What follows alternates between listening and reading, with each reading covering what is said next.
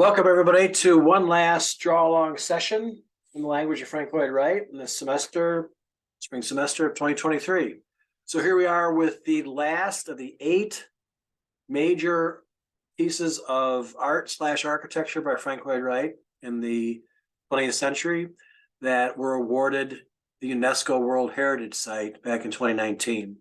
So the last one to be completed in 1959 is the Guggenheim Museum.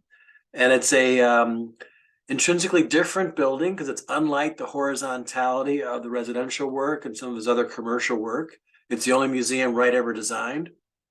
And he fell in favor from basically the inspiration of an artist named Hilla von Riebe, who convinced Solomon Guggenheim, who had a masterful collection of old masters since the 1890s, that he should start collecting the avant-garde from Europe.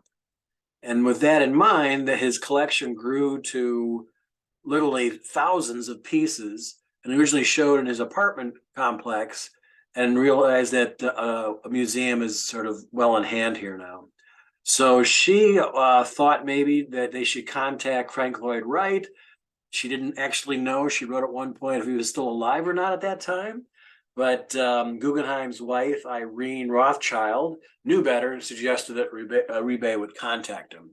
And so she sort of ran the gamut in terms of working with the stylistic concerns to make sure this in itself was a temple of art itself and not just a repository or building for the art. So what's key before we begin here is just to talk about the language, where we are with the development of key geometrical patterns, which you've embraced in your homes. You've seen other things you've drawn for the booklet you're going to submit this week. And in this case, he's in the last years of his career. And so he's exploring things that are more circular, in this case, even spiral related. So it's more of a more cosmic, universal type of form that takes shape in the latter 15, 20 years of his career. And this is probably the most spectacular of them all. It took him 15 years to build from the actual conception when they got a letter to Wright in 1943 during the war. And then when they started construction and ideas after the war, the bidding on it was really hard because materials were hard to come by. And just the intelligence to build something of this complex nature wasn't available either in the typical architectural contracting world. So it took 15 years, and then right about by 1959, it finally opened up to the public. In the course of that, Wright did 700 plus sketches, it said, over those 15 years, with 6 different sets of working drawings put out to bid. So it was a really arduous task. But he wasn't working from scratch, because obviously on our little sort of tick mark here, baseline drawing for it, we can see the spiral at the base coming up on its slightly delicate rise up as the spiral kind of unwinds toward the sky. So the tauter part of it is actually at the base of it. So it's kind of a growth from the land as you step into the museum up to the heavens. He actually did this. If I can do a sketch over here on the side, a little kind of thumbnail diagram, take the same type of thing, because that spiral as it encloses, if you flip it and now call the base the wider end of it, and if it would spiral up from the ground and wrap around, it would kind of look like this as it goes up and goes up and goes up and gets tighter and tighter. It kind of finds an end point there. As the geometry then kind of closes off its motion, then the earth gives it a resting place.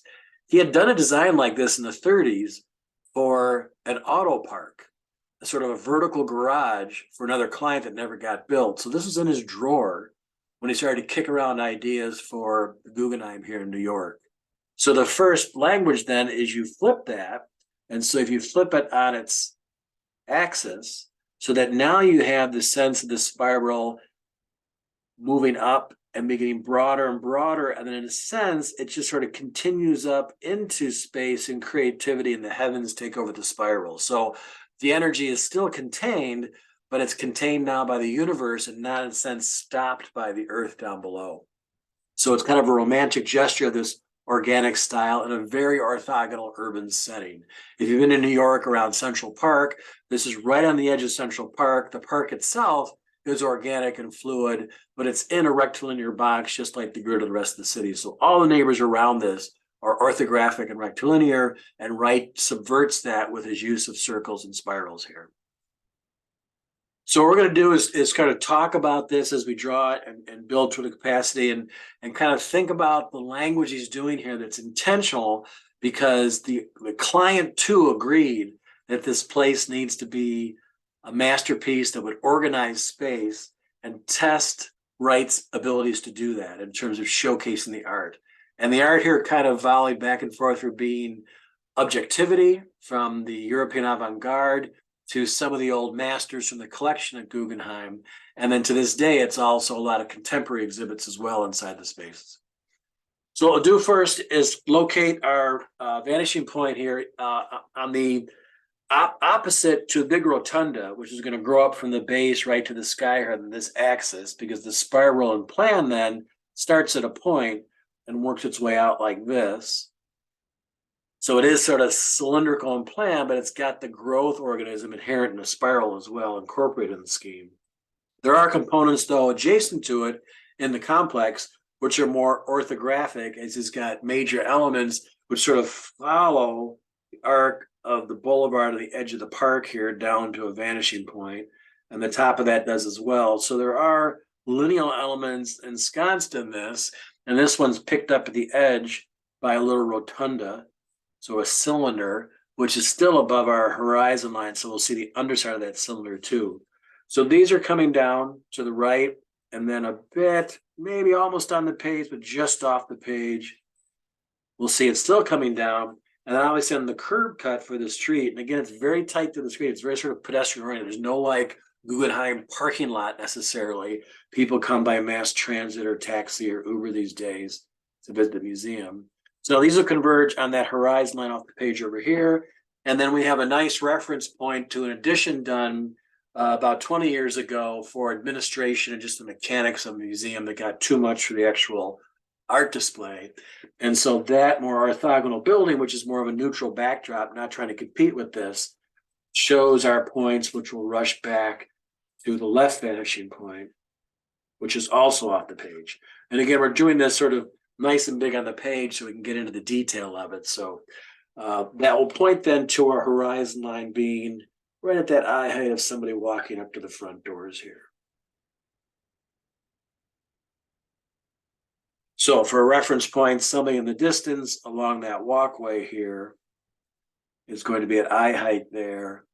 And that kind of gives the scale of how large this complex is on the corner of that anchoring intersection adjacent to the park that was designed by a famous American landscape architect. So what we'll do to kind of give us a base before we draw the spiral, because that's the most difficult, because it's not the actual underpinning of a pure arc you're doing, because that arc's moving in 3 dimensions away from us. We'll go to the simpler forms over here where he's got an orthogonal piece that has chamfered edges which arc up. So they're not going to be vertical parallel to this. They're going to tilt out, but the base is still horizontal and coming back to our point. And the base over here is vanishing to the left vanishing point, and that'll return and then meet the edge of this rotunda. So whereas we had a rotunda on this side, which sort of collects the movement, there's another one on this side, on the north side of the building, which then collects the movement of this rotunda over here, and then it also has its cant to it. So we'll see the underside of that wrapping around towards our point. This will kick back, and then we finally get to a more orthogonal base, which drops down to grade. It also has a rotunda there that'll wrap around that corner and then be part of the parallel lines of the entry down below. So in a sense, the grid still takes its effect from Manhattan as it pokes in at the base and lets people come in. But as soon as you go through that portal, you're inside these volumes and everything is very curvilinear on the inside. So there's some details of column work and openings and thresholds for ticketing and sort of the admin of running that space.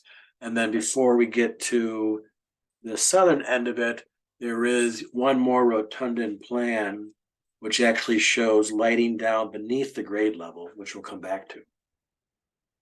Now, sitting on top of this is a cylindrical top. So that's going to be as if we're the arc underneath the circular piece up here.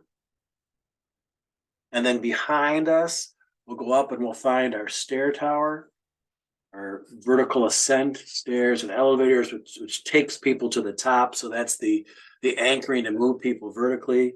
And so the promise here in what Rebe wanted to have Wright do was this Temple of Spirit, a true monument. And a real famous architectural critic from the, I believe it's from the New York Times and New Yorker, Paul Goldberger, wrote that Wright's modernist building, obviously, since he's one of the four modern masters, it's a modernist champion piece, was really a catalyst for change in the museum industry.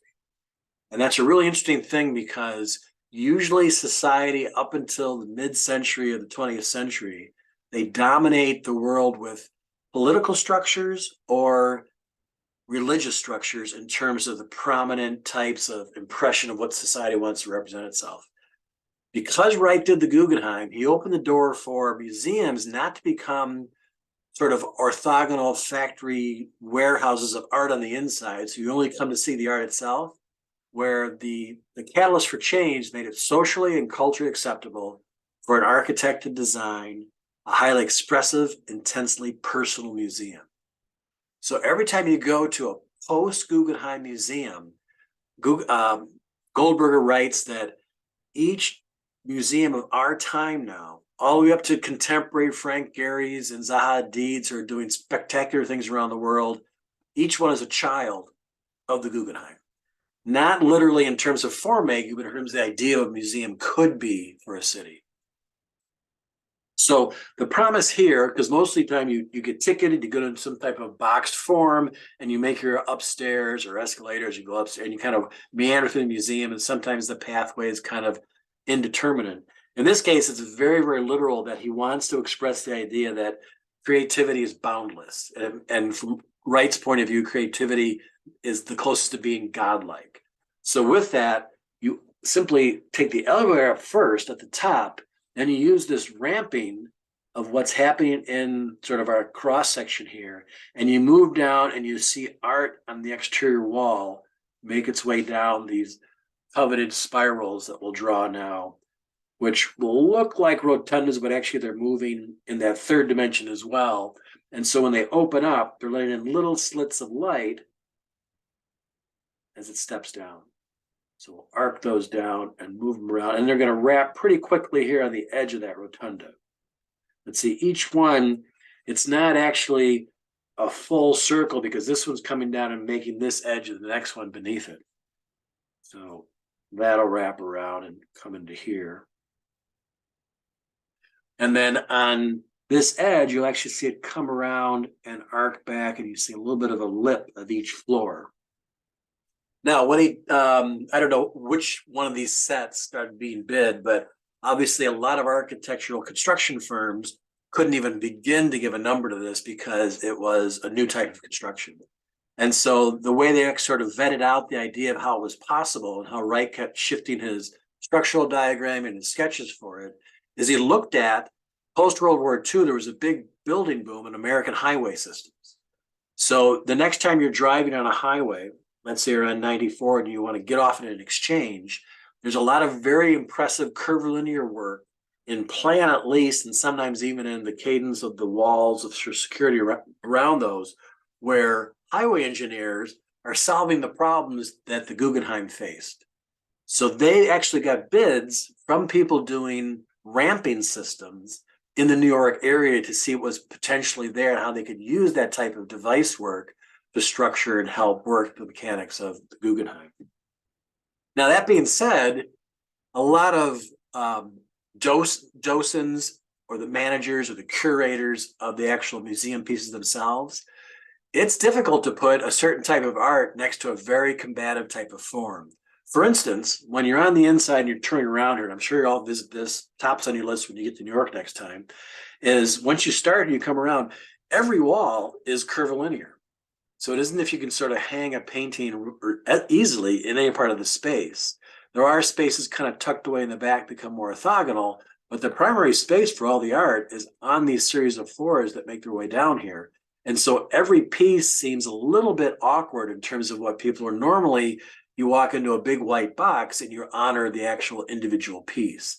In this case, you're honoring Wright at the same time you're looking at somebody else. And it could be somebody that predates him hundreds of years or one of his contemporaries. So what we'll do is the backdrop will kind of complete the addition that kind of runs back here to the backside of the plinth over here. Then it returns. I think it's only got about a certain depth for the site that was available at the time when that firm came in and worked on that. And that comes down to the backside, but it relieved the whole museum for having the responsibility of all the admin for the area. So again, the guests come in, they board the elevator, and they see a great glass skylight up top. So it's a great kind of open air commitment to it. And people think that, every architect's got their precedents, their language where it came from. If anybody they think they're a master architect and this is a miraculous thing, you can always tie it down to some reference they had when they were younger or what they visited or things they'd seen in magazine print back in the day. So for a lot of people, they want to sort of land this in an iconic idea. It looks like an inverted ziggurat. And ziggurats have been around for thousands of years, built in ancient Mesopotamia out of steep steps of stone, creating this sort of formal part of architectural vocabulary. So Wright was obviously exposed to ideas of that through history books. And so he didn't invent the actual form making, but he inverted it and made it modernized in terms of construction principles. Then in 1932, the staircase at the Vatican got a lot of press because it was a helical ramp with a glass dome. Now, even though it didn't become broader at the top, it still has the language of how you can light a dome where people are walking up a ramp the whole way around. And that's how they controlled the people in 32. So Wright would have seen images of that as well. So he's working with some ideas of precedent, simply just reconfirming that here at the Guggenheim in New York. So now we've kind of created the circumference for the growth around this. And I think we can probably cap off this addition right there for the edge of the sky. That's the end of what happened there later on. We can do a little bit of the foreground here if this is the end of the property, because again, it's very tight. That's the edge of New York property there. Then you got the Grand Boulevard on this side of the park, and that's got some depth to it, but we need to sort of create a base so all this weight can sit on it. So we're going to take this line and project it out and make it kind of a stop and go like crosswalk. So we can come from that left vanishing point and run that all the way over here. So it gives some kind of movement of a stoppage, and then run this one over here the same way.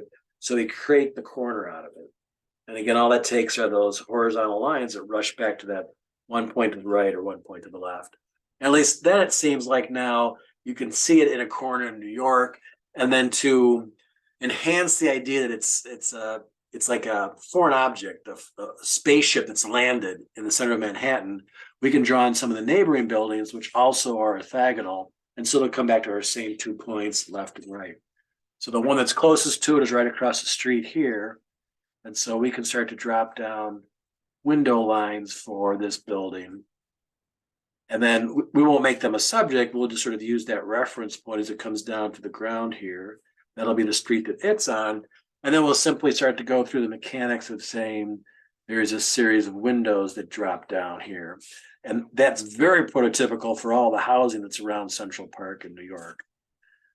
And it's not the subject, so it's going to be sort of a cartoon version of it. But just to show that regularity and the normality of it in Manhattan makes the language and sort of the framework for Guggenheim seem more of a spectacle. And then its neighboring building adjacent to it does the same thing. We can create the sort of striation of windows there too. And that kind of grid then effectively shows just how abnormal this project was at the time between the mid-40s and 1959. Then we'll just kind of diminish it off to the right here, and we'll do a little bit of value on it later, but we don't want to make sure that's much of a subject matter at all. Okay, so we're going to be, as we talk more about it, we're going to sort of go into our primary value now. And so the sun from the west part of the park will kind of view lighting up the white skin of this concrete pour here. And then we'll again use our value for the glazing very, very dark, because one thing curators don't want to do is have a lot of natural light inside the actual galleries themselves, you want to control light as much as possible, because even though it helps you see the piece better, it's deleterious to the artwork to have all the actual sort of negative aspects of direct sunlight. So it's just brought in very, very little for the view shed there. So we can come into all these zones of our arc so far and kind of lightly put in a tone to start with. It also makes the rotunda then more pronounced as it moves across its three-dimensional growth there. And then beneath this sort of canted box that sits on top of this curvilinear end to it, we've got another piece that mirrors this. So it's parallel, and that's sort of a sight line for people who are in that part of the building. And that's got a series of glazing, which makes that a darker value. And of course, to access the building, the little portals down here have got a series of movements to them so that we know beyond the columns that come down there and open it up, it's dark beyond that, because that's the level of the foyer, the lobby that leads you to the great hall, a little bit in the backdrop. So if we light this whole edge, we're going to make the buildings here be our dark edge against where the sun's going to really touch and kiss this sort of southwestern edge to it. Then it rolls over this way, it's going to receive less and less of the light. And then these are then perpendicular to it, so they'll be very, very bright, but this side and this edge will be darker as well. So we'll simply take all those ones, the parts that face north, and we'll give them a zone of tone of neutral gray to start things out. And this one's going to be more tricky because you're moving across the arc of an actual curvilinear thing. So we'll go with something darker at the edge, and we'll simply create less pressure as we move it across and finally kind of go back to page white. Same thing over here. We'll start at this edge where it's facing north, and it's going to turn to the west pretty quick. So that's all we need there. Come back to the rotunda proper. It'll be darker on the left edge. And then turn again to page white. And so these simple steps of value, just like in all the discussion you've done in the booklet so far, and the writings you've done for your Usonian or Prairie Home, are using again the promise of value to pull the three-dimensional language off the paper. Now we'll do the same for the rest of its complex here. Again, it's not a Wrightian structure, it's just more programming of a necessity. So we'll simply take its aspect there to make sure we get around that corner and separate it from the rest of the complex. And then do our backdrop. So this is completely not receiving light because it's coming from the west, and so this facing north. Both of these buildings, which are more antiquated, probably from, I imagine between post-Civil War to the 1920s, are all these old buildings up and down that Central Park there. So we'll just do enough to kind of get them down to grade here. Beyond our box at the edge, the curvilinear box. And then fade out to the edge of the paper. Because again, not being a subject, and we're not going to be able to get to its corner to turn that edge to it, we'll just leave it kind of as a flat plane for now. So that's some of our primary things now. Again, we're about a third of the way through this. So if you were stopped by time, you'd have a 25-minute sketch of Guggenheim, which would be sort of proportional to what you're trying to intend there. So now we've got the shade side, we've got the light side. Now I want to show the cast shadow, the third element, and the perspective is to show the building throwing shadow onto itself. And so the most prominent one, because this projects out away from the actual entrance pavilion down there. So the second and third floor here are broader volumes. They're going to throw down, the sun's coming down, we'll throw the arc of a shadow around this rotunda. The rotunda actually, oops, broken pencil tip. Rotunda actually ends there, sorry, and it starts to curl back quickly, and that's a flat wall. So it's going to arc flat along this wall, and then it'll bow up along the arc of that, and then die down to right about there, where it then finds its seat on the grade. So now all this area is much darker because now it's cast shadow work. You can come all the way down to here and show that being a stronger shadow thrown on that. And so that'll help this kick out off of that plane there by going a little bit darker there. And then obviously back in all this area, it receives less and less because this is pushed in further. We can go even darker above the glass area. And then it'll come to this rotunda to this point, which arcs from one side to the other. So from here down to about that point shows another dark realm, just like we did on this side. And then it'll come over right to this point. Now finally our projecting on the second and third floor here will actually throw their shadow onto this edge of the lower level. And that'll help that kind of have its presence of working on that. So the forms themselves are doing graphic information for our sites here. Okay, at the top here, this little sort of plinth up here has got its lip now, and that'll wrap around that to give some thickness to it. And then all up here is the darker aspect of seeing inside that space at the top of that kind of rotunda. And then it rims down, and then its level of glazing is kind of stroked out up here as it moves around that skin. This one's got, it's also a glazed area, so that'll also have its periodic mullioning.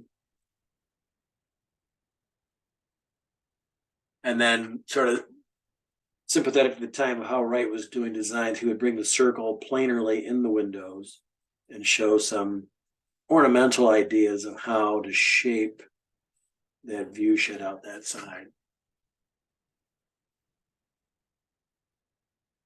For those of you who visited the Monona Terrace from the 30s and 40s in Madison, eventually built in the 80s here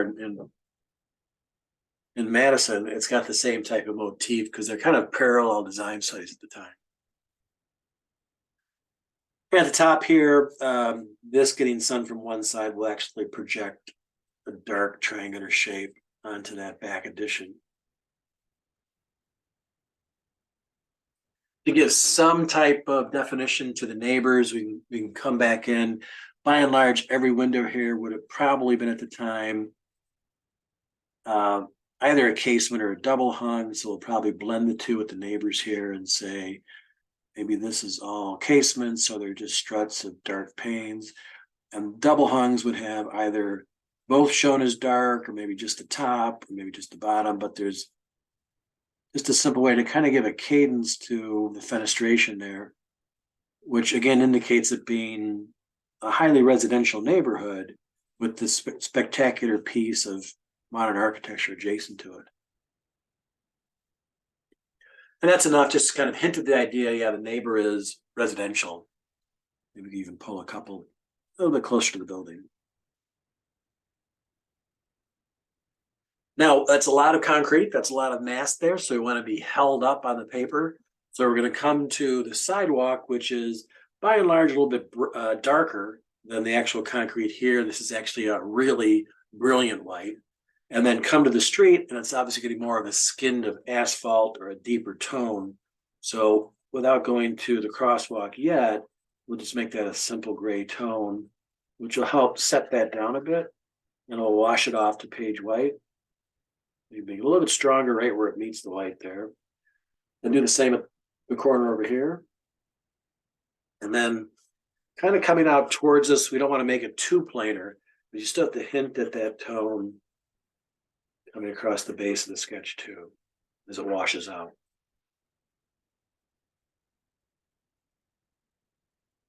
And then we kind of blur the lines a little bit. And that should help kind of take the weight of all this dimension we put on there so far.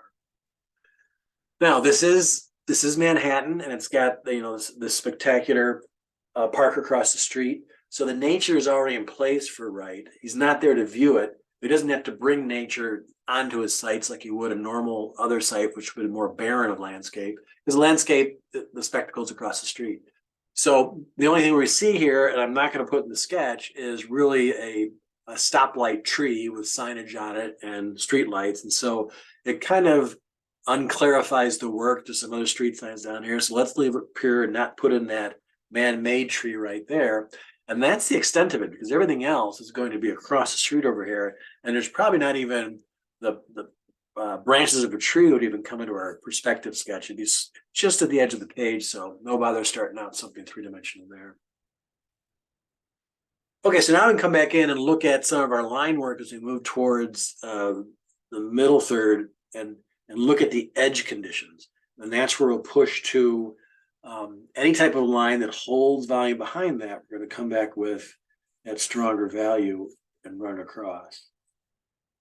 So less about that line itself and more about the ones at the top.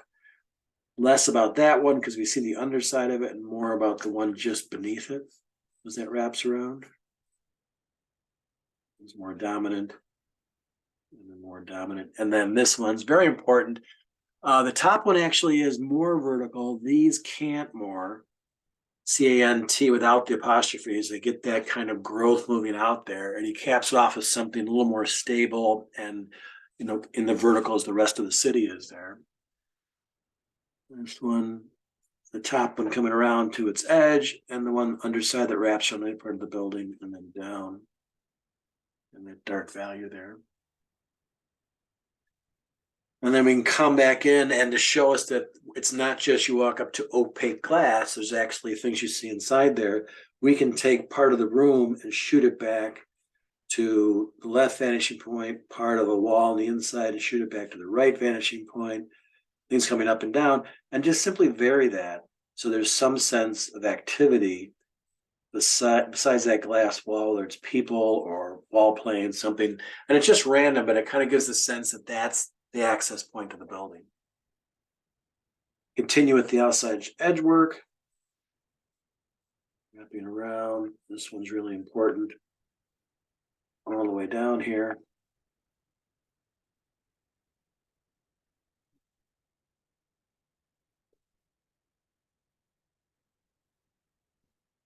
This one down to grade. And then the connection is obviously the buildings are linked, so it seems like there's a space here to make it seem like the adjacency is there. The Guggenheim is actually throwing a shadow onto its own addition back here. So we can take this whole side, which will be darker than the shade side of the building, and make that a dark value too.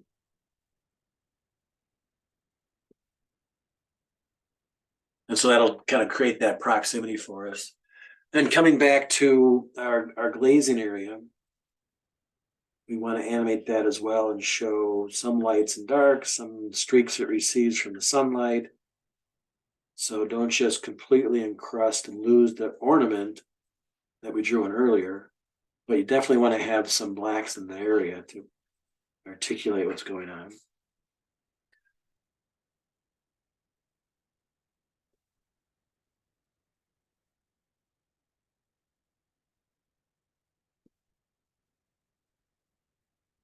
So by the time it was the early 50s, Wright was redesigning the new building completely yet again. So what you're seeing here, probably its myth is to have something, it's rare for Wright to have something take 15 years to complete.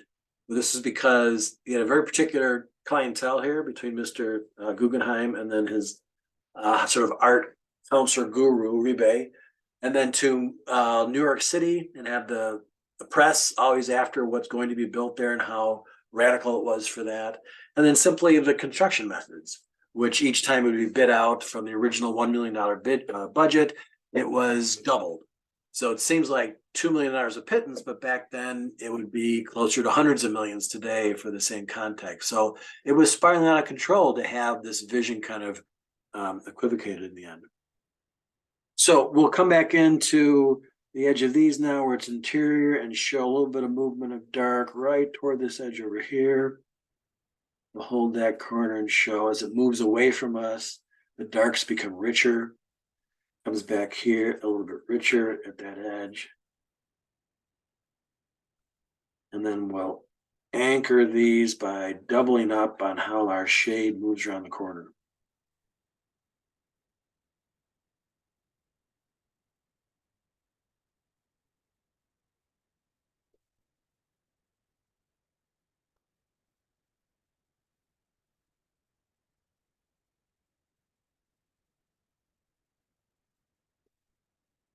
Underside of this plinth up here,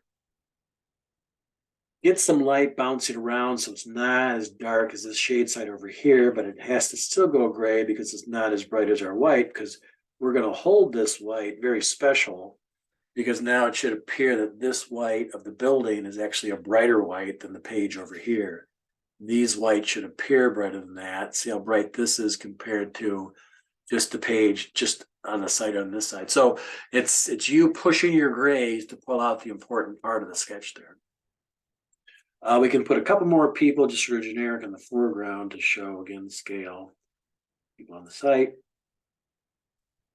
We'll eliminate, there's always cars and taxis there. It's always a difficult photograph to get a nice clean view unless you get up really early in the morning, because from there until middle of the night, it's just jammed with people in and around the park. So looking at the model now of this,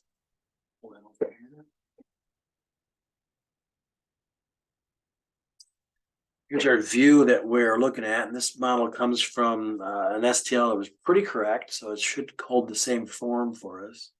So our view then was looking down the street right about at that angle, inclination there.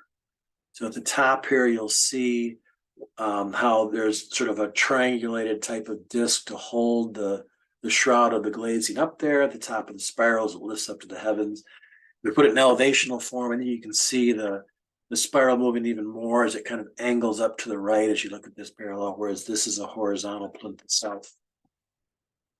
So a remarkable gesture for New York, very indicative of that period where he's exercising more ideas about kind of maybe as somebody in his 80s thinking about end-of-life ideas and the concept of the eternal universal, and so more enraptured by the performance of the circle at that time, in that point of his career.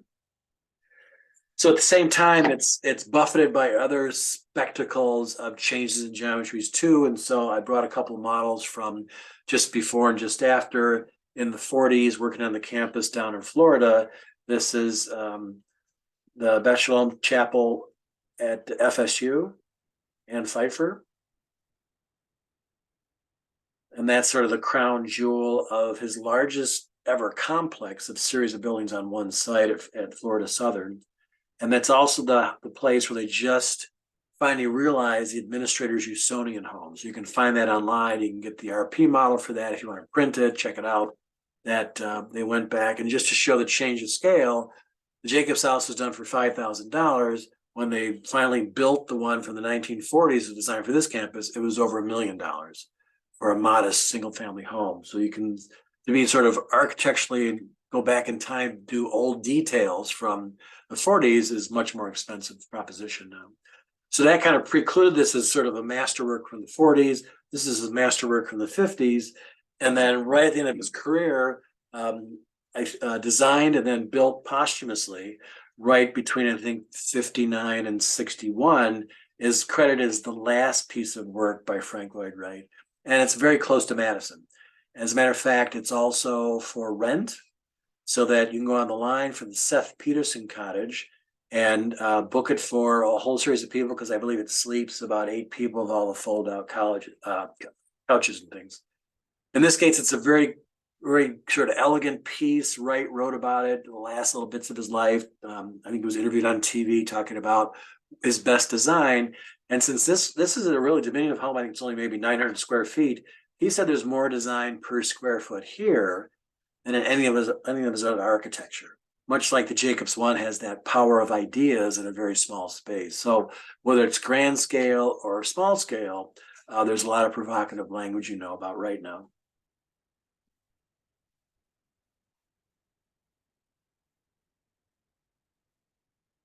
So this being our last sketch together from 1959, again, completes all 8 masterpieces. That gives you a target now for your bucket list to get around and see all of those someday. You're welcome to do more with Wright if it interests you. One project we've got ongoing now, and let me just get a white backdrop so we don't confuse the language of the Guggenheim with Taliesin.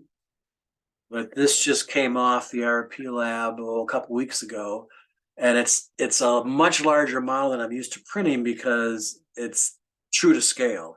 Every building I've shown you so far is just whatever is comfortable for the RP printers themselves, which is usually about 6 to 8 inches that I can hold in my left hand while I draw with my right. So it's not to a scale necessarily, probably closer to 16th or even smaller for most of the buildings. In this case, this is 1/8 inch of a small portion of Taliesin, which we drew back probably 6 weeks ago. And so this is we started here because it's got probably the most complexity of the original home proper. And so this view, for those I know, we have several students have been out there. This is part of the oldest part of the complex where there's a 2-story tower by the courtyard, so to speak. And the big oak tree used to be up here in the foreground. And then there's a 1-story wing that kicks out this way towards the southern valley. So because it's just a truncated piece of experimenting with the language of it, to see how our files were working, you can see now to real life, this is 11 by 17 piece of paper, and it barely fits that base. And the model itself, right now it's about 9 inches by 9 inches by 8 inches tall. Taliesin proper, when we finish this model, will be 5 feet long. And so it'll barely fit on its base of what we're going to use our 4 by 12 sheets and build up the mountain beneath of the hill that it sits on, which is a 90-foot drop, which means I need to constantly get grants and constantly hire students to keep doing the research on this.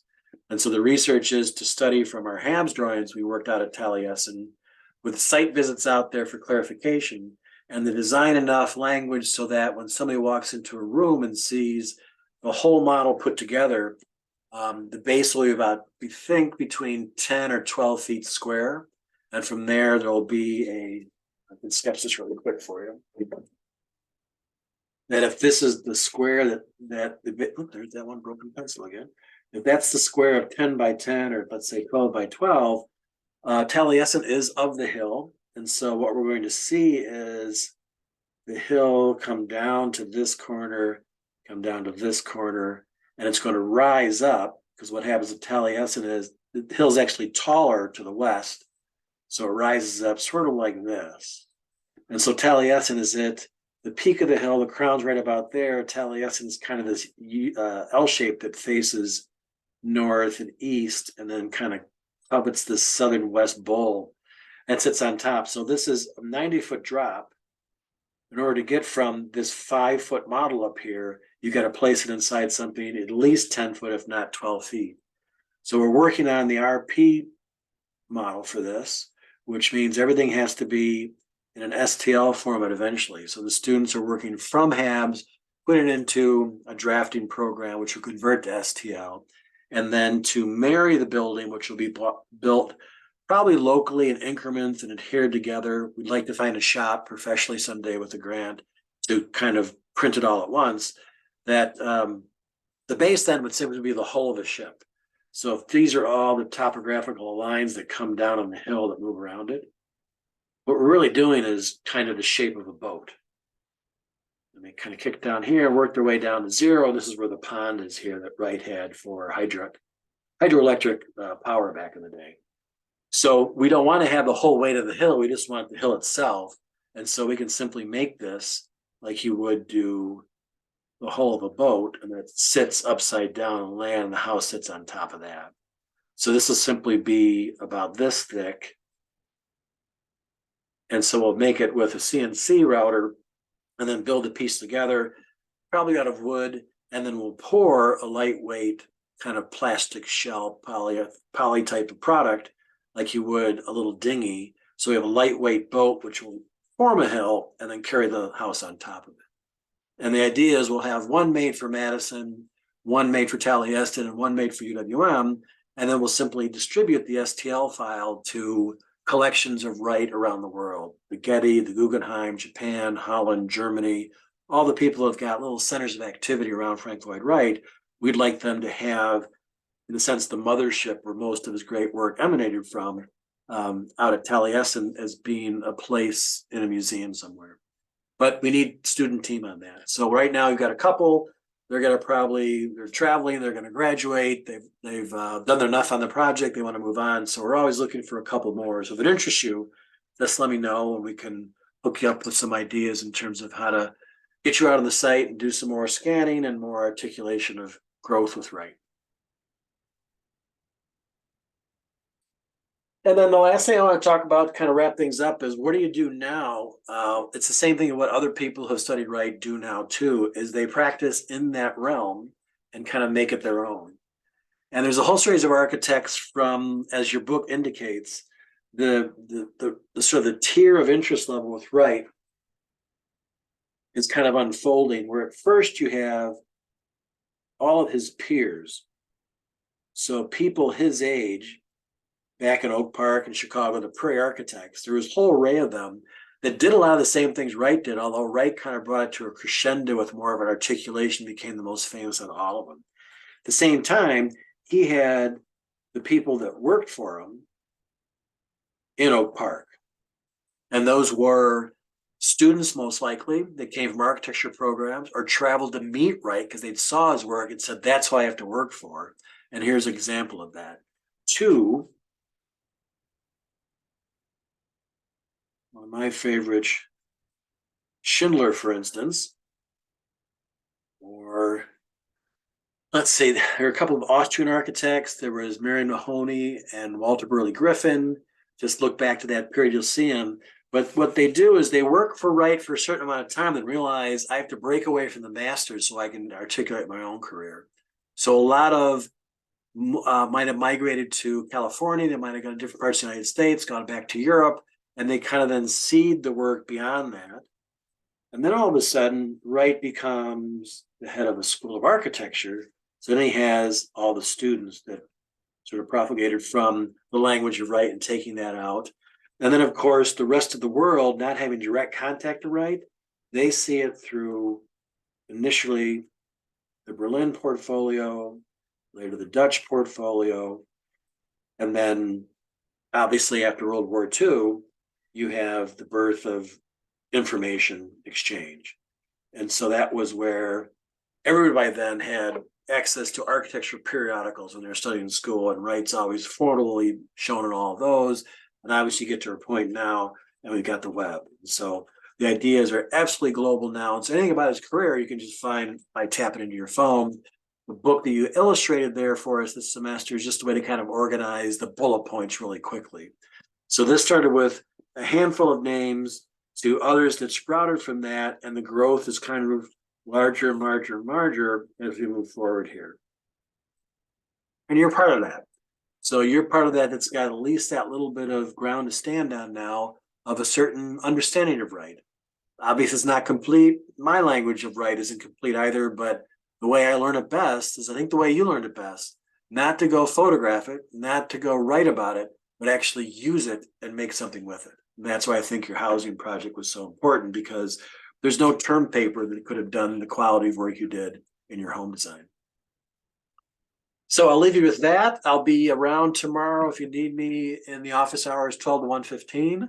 And then I also sent you the email about that process for the final exam, which is, it's tricky because some people just, when they see an email, they just click on it right away. If you click on the right exam, you better be prepared to take it right then, because that's the start point I read in terms of the encoding to make sure everybody does this in 90 minutes and only in 90 minutes. It's not about what you can look up, it's what you know. So please don't even think about opening up some other type of text. Just tell me what you know about right at that time in your life and be honorable with it. And then you resubmit it by doing a cam scan from that app or whatever you want to do, go to a real scanner and send me the file back within 90 minutes. And that'll wrap up our semester. And then hopefully with your books coming in this week, and I've got one more phase with your housing grades to do, by mid next week, I should be able to post all your grades for the 3 sections we're in here.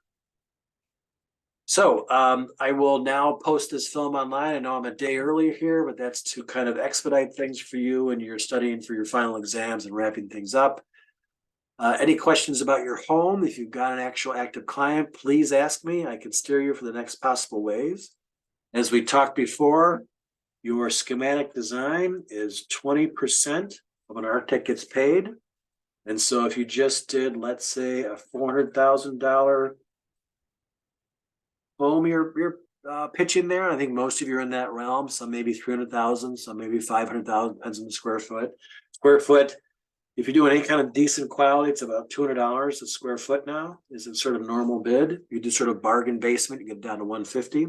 But if that's your overall budget, and you're an architect that takes 6% to design a home, then all of a sudden, $24,000 is what you're going to make on this home entirely, and you're going to collect 20% of that after this phase. So that's the value that you did for this class in terms of creating that one series of schematic design elements with the plan and the 3 perspectives, 2 exterior, 1 interior. That's where you get this reward right now. You've completed that phase. So congratulations on being an architect this semester, and I hope you enjoyed Frank Lloyd Wright and you visit more of his sites, because there are still 400 out there, and they probably all got an online presence because they want you to come and see what Wright did for the clients there.